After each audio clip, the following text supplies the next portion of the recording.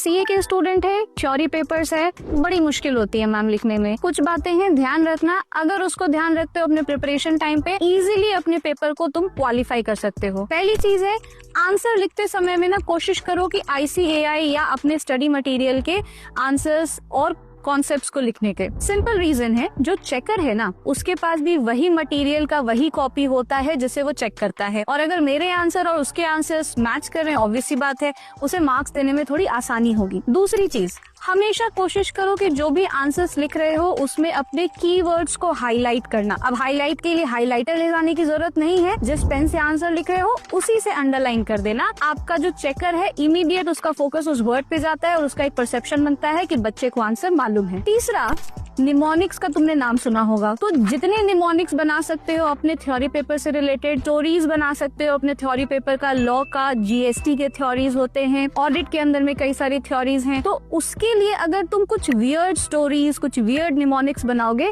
जितना ज्यादा वियर्ड उतनी आसानी का रिकॉल वैल्यू होगा उसका। एंड खुद बनाना, दूसरे के निमोनिक्स याद नहीं रहते। उसके अलावा आंसर राइटिंग की जितनी बारी प्रैक्टिस करोगे उतना अच्छा है। आपका जो मसल मेमोरी है वो काम करता है at the time of examination. Bike चलाते समय में ना याद नहीं आता कि अभी क्लच दबाना है, अभी ब्रेक दबाना है, गियर डालना है, वो खुद हो जाता है, वो मसल मेमोरी है। लास्टली है, इम्पोर्टेंट है, हमेशा बोलती हूँ, डेली कम से कम एक आंसर राइटिंग का प्रैक्टिस करो, दिमाग में आंसर को लिखने का एक तरीका सेट हो जाएगा।